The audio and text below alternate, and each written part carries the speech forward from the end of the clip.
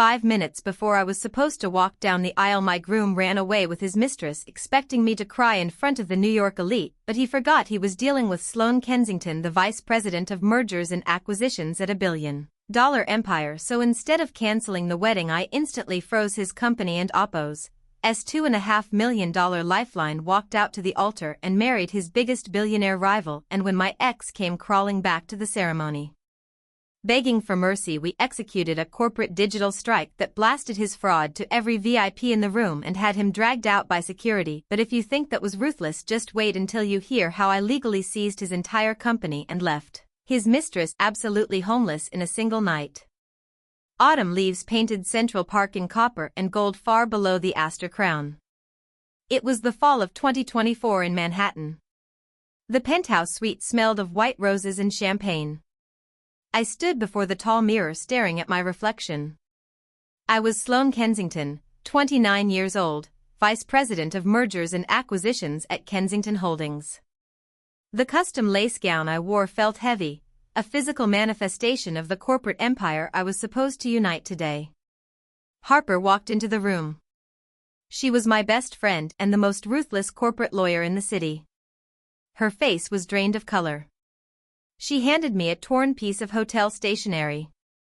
Preston Vance, the man I was supposed to marry in less than 10 minutes, had vanished. I looked down at the hurried handwriting. Preston confessed he had fled with Blair Ashford. She was his childhood friend, the one he always told me I had no reason to worry about. The ink blurred before my vision sharpened into clarity. He did not just leave me at the altar. He tried to break my spirit on the way out. He wrote that he had to go because I was always controlling everything. He claimed I put my career and pride far above his feelings. He wrote that being with me always made him feel inferior. It was a textbook psychological manipulation tactic. It was a pathetic attempt to shift the blame onto the woman who had spent years building his startup from nothing. He wanted me to weep in front of the city. I did not shed a single tear. The Wharton Business School logic taking over my brain was swift and absolute. This was no longer a romance. This was a hostile asset extraction. I applied the silent move strategy one used in every boardroom negotiation. I reached for my phone and sent an urgent message to the chief financial officer of Kensington Holdings. I instructed him to freeze the $2.5 million emergency fund we had injected into Vance Urban in 2022.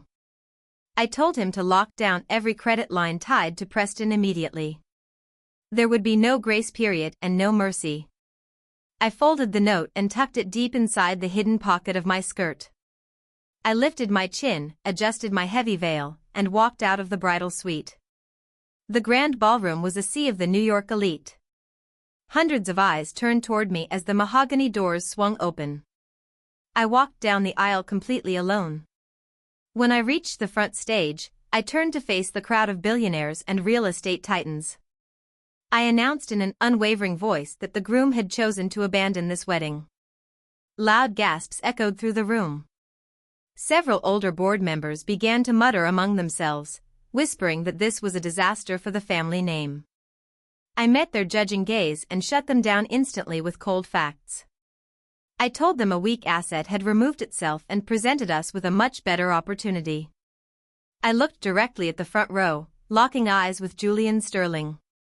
Julian was 34 years old, the chief executive officer of Sterling Capital, and the absolute biggest rival Preston had ever faced. I called his name loudly. I told Julian to step up to the altar and replace the groom so we could merge our economic interests. Julian stood up without hesitation. He walked up the marble steps, took off his own platinum ring, and slid it onto my left ring finger. Before the officiant could process what was happening, the heavy oak doors at the back slammed open. Preston burst into the room. He was soaking wet from the sudden autumn rain, his expensive tuxedo ruined. His face was a mask of panic. He had just realized his bank accounts and company funds were entirely frozen. He sprinted down the aisle, screaming my name, dropping to his knees at the foot of the stage. He begged for forgiveness, crying loudly that Blair had tricked him into leaving the hotel. He pleaded with me to restore his access to the money. I looked down at him using the gray rock method. My eyes were entirely hollow and devoid of warmth. I gave him absolutely no emotion. I looked at him as if he were a complete stranger who had wandered into a private corporate event. Julian let out a low mocking laugh. He gave a subtle nod to his lead assistant standing in the shadows. The corporate digital strike was executed flawlessly. Within 3 seconds, the phones of every single wealthy guest in that ballroom began to vibrate and chime loudly. Hundreds of digital notifications went off simultaneously. Every person in the room opened an anonymous email containing the darkest secrets of Preston Vance. The attached documents held every receipt of his cheating, alongside heavily detailed files of his commercial fraud and embezzlement. The initial murmurs turned into loud gasps of disgust. Powerful investors looked at Preston with contempt. Hotel security guards moved in quickly, grabbing Preston by the arms and dragging him kicking and screaming out of the ballroom doors. I stood firmly beside Julian, the crystal chandelier catching the platinum band on my hand. The wedding ceremony was over. This was the official coronation of a brand new empire. The fallout was instantaneous and absolute. By the time the sun rose over the Manhattan skyline the following morning, Vance Urban was essentially a graveyard. Wall Street reacts to corporate scandal with brutal efficiency, and the leaked files from our ruined wedding were a definitive death sentence. Their stock plummeted by tens of millions of dollars before the opening bell even finished ringing. Preston Vance became a ghost overnight. Investors pulled their funding, board members resigned in a blind panic, and the elite circles of New York slammed their heavy oak doors squarely in his face. He was financially radioactive, and no amount of his usual boyish charm could save him now. But Preston was not the only one fighting for survival. Blair Ashford, his childhood sweetheart and self-proclaimed public relations consultant, decided to launch a desperate counteroffensive. She could not attack Julian Sterling directly, so she aimed her sights entirely at me. Sitting in her luxurious living room, she recorded a highly produced, tearful video and posted it across every social media platform. She looked directly into the camera with her perfectly smudged mascara and painted me as a cold, calculating narcissist. She told her millions of followers that I was a controlling corporate monster who had suffocated Preston. She claimed I treated him like an employee rather than a partner, forcing him to flee our wedding just to save his own sanity. The internet loves a tragic romance, and they devoured her story of finding true love against the odds. The cancel culture mob descended upon my name instantly. Anonymous users flooded my accounts with vicious comments, calling me a heartless tyrant who deserved to be left at the altar. My father paced the length of my corner office at Kensington Holdings, his expensive leather shoes sinking deep into the thick carpet. He stopped by the floor-to-ceiling window and told me we needed to hire a crisis management team immediately. He said we could bury her reputation by noon if I just gave him the word. I looked up from my laptop and told him to wait. I explained to my father that when an enemy is busy destroying themselves, you never interrupt them. I refused to post a single word of defense online. Silence is a weapon that internet mobs simply do not understand.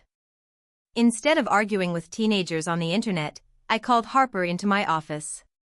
She sat across from me and laid a thick stack of printed financial statements on my desk. I asked her if she had secured the entire paper trail. Harper smiled a sharp, predatory smile and confirmed that every single transaction was verified and legally obtained. We packaged the evidence together and sent it quietly to the most ruthless financial investigative reporter in the city. The next morning, the front page of the New York Financial Gazette told a very different story about the star-crossed lovers. The headline completely shattered Blair and her carefully crafted victim narrative. The article laid out the cold, hard facts with undeniable proof. Blair Ashford, the woman preaching about the purity of love over wealth, had been living a lie funded entirely by my family. The reporter revealed that she had been using a corporate credit card issued by Kensington Holdings to finance her extravagant lifestyle. Hundreds of thousands of dollars in designer bags, luxury spa retreats, and 5-star dinners had been charged directly to my corporate accounts. The public backlash was immediate and violent. The same people who had called her a romantic heroine yesterday were now dragging her name through the mud, exposing her as nothing more than a glorified parasite. Karma did not just arrive in the newspapers. It arrived in person on Fifth Avenue. That afternoon, Blair walked into the Hermes boutique with her usual arrogance, completely oblivious to the financial storm brewing around her. She picked out a rare Birkin bag to celebrate her temporary social media victory. When she handed her shiny corporate card to the cashier, the machine beeped a loud, harsh denial. The card was declined. Blair demanded they run it again, her voice rising in sheer panic.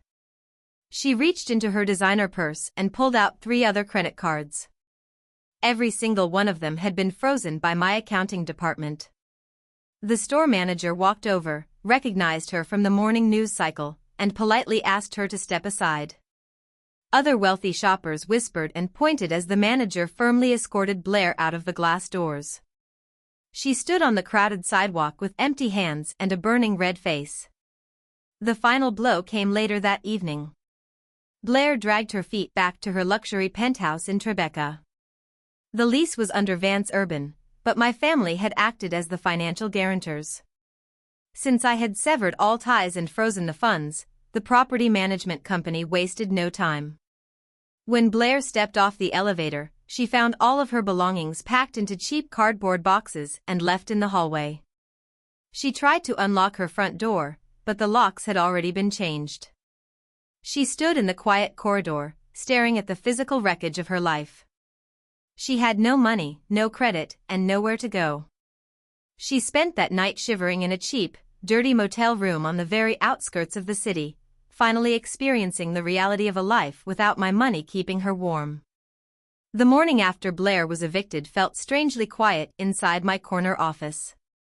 Julian sat across from my desk holding a cup of black coffee while we reviewed the timeline of the leaked documents. Preston was an arrogant fool, and neither of us believed he had the intelligence or the security clearance to steal Kensington Holdings' development files on his own. Someone on the inside had spoon-fed him the data. We cross-referenced the access logs for the past 2 years, and the digital footprint pointed directly to a truth I should have seen much earlier. Marcus Vance was Preston and Oppo's uncle. He was 55 years old and served as a regional director within my family and Oppo's empire. He had been quietly skimming our confidential bids and handing them to his nephew to help Vance Urban undercut our projects. I decided not to fire him quietly. A betrayal of this magnitude required a public and humiliating execution within the corporate hierarchy. "We are going to give him enough rope to hang himself," I told Julian as I closed the laptop. Julian leaned back in his leather chair and smiled. "I can have my security team lock down the building," Julian offered. "No," I replied softly, "I want him to feel perfectly safe right up until the floor collapses beneath him." I called for an emergency board meeting that afternoon. I stood at the head of the long mahogany table with the senior executives gathered around, including Marcus. He looked entirely relaxed in his tailored gray suit, completely unaware that his executioner was standing right in front of him. I projected a slide deck detailing a highly classified and very real acquisition target. I handed out physical copies of the executive summary.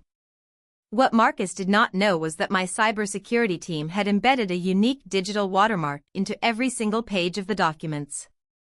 Any attempt to photograph or scan the paper would trigger an immediate silent alarm on our internal servers. "I need to step out and take an urgent call from my father," I announced to the room. "Please review the financials on page 4. I walked out and pulled the heavy glass door shut behind me. I stood in the hallway with Harper and watched my phone screen. Less than 2 minutes passed before the notification flashed bright red. Marcus had taken the bait. He had used his personal cell phone to photograph the documents, intending to leak our newest target to whatever shell company Preston was trying to build next. I walked back into the boardroom and locked the door from the inside with a loud click. The room fell completely silent.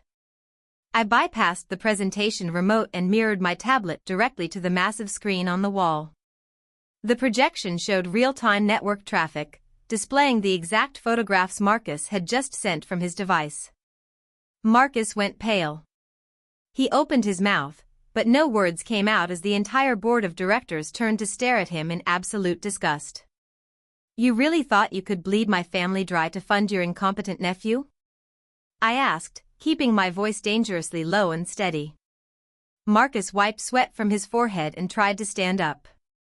"Sloan, you misunderstand. I was just sending these to my personal server for later review," he stammered. Harper stepped forward and slammed a thick legal binder onto the table right in front of him. "That is a civil lawsuit for violating your non-disclosure agreement, Marcus," Harper said sharply. "We are seizing your pension, freezing your company assets, and suing you for corporate espionage. You will be paying damages until the day you die, and you will never work in this industry again." Security guards entered the room through the side door. Marcus was escorted out of the building in absolute disgrace, his career entirely destroyed in less than 10 minutes. Purging the parasites from my company was easy, but purging the paranoia from my own mind was a much harder battle. The betrayal from Preston had left me with deep psychological scars. I could not simply jump into a new marriage with Julian without building an impenetrable fortress around myself. Later that evening, I sat in Julian and Oppo's private office overlooking the city skyline. I slid a heavy leather folder across his desk. It was a prenuptial agreement Harper and I had drafted. It was the most draconian and restrictive contract in the history of New York corporate law. It stripped Julian of any potential claim to Kensington Holdings and imposed massive financial penalties if he ever lied to me or betrayed my trust. "I need you to read this," I told him, crossing my arms over my chest to guard my heart. "I need to know you understand the boundaries." Julian looked down at the folder. He did not open it. He did not read a single page or negotiate a single clause. He picked up a solid gold pen from his desk and signed his name perfectly on the signature line. I stared at him in pure shock. "You did not even read it," I whispered. Julian stood up, walked around the desk, and stopped right in front of me. His eyes were intense, carrying the weight of a decade of silent devotion. "I saw you speak at the Global Economic Forum in 2014, Julian said, his voice deep and unwavering. "I have spent 10 years waiting for the chance to stand beside you, Sloan. I am not going to put a price tag on the privilege of loving you." The thick walls I had built around my heart completely shattered. For the first time since this entire nightmare began, I felt entirely safe. The illusion of safety in the corporate world rarely lasts long when a desperate man is backed into a corner. Preston Vance had absolutely nothing left to lose, which made him foolish enough to try one final offensive maneuver. He scraped together whatever favors he had left and hired a sleazy defense attorney to file a massive lawsuit against me in the New York Supreme Court. His legal argument was entirely shameless. He claimed that the $2.5 million I injected into Vance Urban was a romantic gift of love rather than a business transaction. To make matters worse, he filed a countersuit against Julian, accusing him of corporate espionage and stealing private business data to ruin our wedding. I sat in my office reading the summons while Harper paced the floor. She did not even blink at his empty threats. "We are not going to let him drag this out for months in discovery," Harper said firmly. "I am filing for an emergency hearing to freeze every single remaining asset Vance Urban holds." The emergency hearing took place 3 days later in a cold, echoing courtroom in downtown Manhattan. The atmosphere was thick with tension. Preston and Blair sat close together at the plaintiff's table, trying desperately to play the roles of innocent victims crushed by ruthless billionaires. When the hearing began, Preston and his lawyer immediately went on the attack. The attorney paced in front of the judge's bench, pointing an accusatory finger at Julian. He demanded to know exactly how Julian obtained the confidential financial records that were blasted to hundreds of guests at the Astor Crown. Julian sat perfectly still in the gallery, his expression completely unbothered. When the judge asked him to address the court, Julian stood up and approached the bench. He reached into his tailored suit jacket and placed a small silver USB drive on the heavy wooden desk. "I never stole a single piece of data from Preston Vance," Julian stated clearly for the entire room to hear. "I did not need to. Someone inside his own home handed it to me." The courtroom fell dead silent. Julian looked directly at Blair, whose face instantly drained of all color. 2 weeks before the wedding, Julian continued, "I received an anonymous email containing every single financial discrepancy and proof of infidelity. Our cybersecurity team traced the origin of the leak. Blair Ashford installed commercial spyware on her boyfriend's personal laptop. She monitored his emails, downloaded his corporate files, and sent them to me. She wanted me to leak them to the press so the wedding would be cancelled, leaving Preston completely to her." A collective gasp rippled through the courtroom. Julian smiled coldly. "She tried to use me as a weapon," Julian said. "I simply aimed that weapon where it belonged." Preston slowly turned his head to look at Blair. The look of absolute horror and betrayal on his face was something I will never forget. He realized in that exact moment that the woman he threw away his entire life for was the very same person who had orchestrated his complete destruction. The judge called for a brief recess to review the digital evidence on the drive. As Harper, Julian, and I walked out into the marble corridor, the sound of vicious screaming echoed off the walls.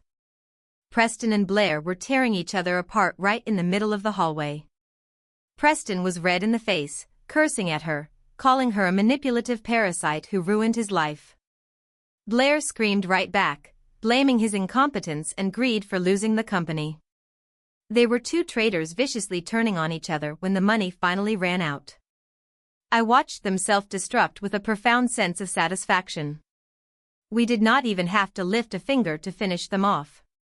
When court resumed 15 minutes later, it was time to deliver the fatal blow. Harper stood up and opened a thick leather binder. She did not waste time arguing about the emotional nature of the money. "Your Honor, the plaintiff claims the $2.5 million was a romantic gift," Harper said smoothly. "I direct your attention to page 42 of the original disbursement contract signed in 2022. She handed the highlighted document to the judge and a copy to the opposing counsel. "This was never a gift," Harper declared. "It was a preferential corporate loan containing a strict ethics and morality clause. Because Preston Vance committed documented financial fraud and publicly humiliated a key stakeholder, that loan immediately converts into controlling shares of his company." Preston looked at his lawyer in blind panic, but his lawyer was already rubbing his temples in defeat. Preston had signed the contract years ago without bothering to read the fine print, assuming my blind love would always protect him. The judge did not need much time to deliberate. The ruling was swift, brutal, and absolute. The court ordered Preston to repay the principal amount with maximum interest. His family was legally forced to pay for 50% of the cancelled $1 million wedding. Furthermore, the judge granted my company the legal right to seize Vance Urban and all of its pending real estate projects to cover the outstanding debts. Preston slumped forward and buried his face in his hands, completely bankrupt and entirely alone. When a man loses absolutely everything he has ever valued, he does not just surrender peacefully. He shatters. A few days after the court ruling stripped him of his company and his remaining wealth, Preston completely lost whatever was left of his mind. I was working late on a Thursday evening, finalizing the complex integration of his former assets into the main portfolio of Kensington Holdings. The sun had already set by the time I packed up my briefcase and took the private elevator down to the VIP underground parking garage beneath our corporate headquarters. The concrete basement was freezing cold and echoed loudly with the sharp sound of my heels hitting the pavement. I was walking toward my waiting car when a dark shadow violently detached itself from the concrete pillar just ahead of me. It was Preston. His clothes were filthy, stained with dirt and sweat, and his eyes were completely wild with a terrifying, hollow desperation. He was clutching a heavy rusted metal pipe in his right hand. He screamed my name, the sound bouncing off the concrete walls in a frantic, unhinged roar that made my blood run cold. He charged directly at me, swinging the heavy pipe wildly through the damp air. He did not even make it 3 steps. Julian had insisted on assigning a highly trained undercover security detail to watch over me ever since the legal battles began. 2 massive men dressed in dark suits materialized out of the shadows with terrifying speed and precision. They tackled Preston to the hard concrete floor before he could even swing the weapon in my direction. The metal pipe clattered loudly across the pavement, spinning away into the darkness. Julian stepped out of a black SUV parked just a few yards away. He immediately pulled me behind his back, shielding my body with his own as the security team neutralized the remaining threat. Julian did not look angry. He walked over to where Preston was pinned against the dirty floor, struggling and cursing, and looked down at him with nothing but absolute, freezing pity. Julian told him very quietly that he had traded his entire future for a pathetic lie, and now it was finally time to pay the heavy bill. Police sirens wailed in the distance, growing louder by the second until red and blue lights illuminated the garage. The authorities arrived minutes later. They handcuffed Preston roughly and dragged him into the back of a squad car, officially charging him with attempted assault and multiple counts of severe financial fraud. 6 months passed, and the bitter New York winter slowly thawed into the bright warmth of the spring of 2025. The city moved on rapidly, completely forgetting the man who had tried to build a real estate empire on stolen money and broken promises. Preston was out on bail and awaiting trial, but his everyday life was already a miserable living prison. He had become a wrinkled, exhausted low-level real estate broker, desperately handing out cheap promotional flyers on crowded street corners just to afford his rent in a crumbling apartment building. One busy afternoon, his scuffed shoes carried him right into the middle of Times Square just as the massive LED billboard above him shifted its display. He stopped walking and stared up at the towering screen. The financial news broadcast was showing live footage of Julian and me. We were standing shoulder to shoulder, smiling brightly as we cut the ceremonial ribbon on a brand new $2 billion commercial development project right in the heart of the city. Preston stood completely frozen on the dirty sidewalk as impatient tourists and busy executives bumped into his shoulders. He had to stand there and watch the exact golden crown he had tried to steal resting perfectly and permanently on someone else. Our real wedding happened later that summer, far away from the flashing cameras and the stressful corporate expectations of Manhattan.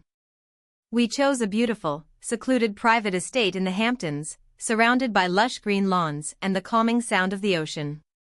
There were no press members, no strategic board members trying to measure our wealth, and absolutely no secret business agendas. I wore a simple, elegant silk dress that felt incredibly light compared to the heavy lace armor I had worn the very first time.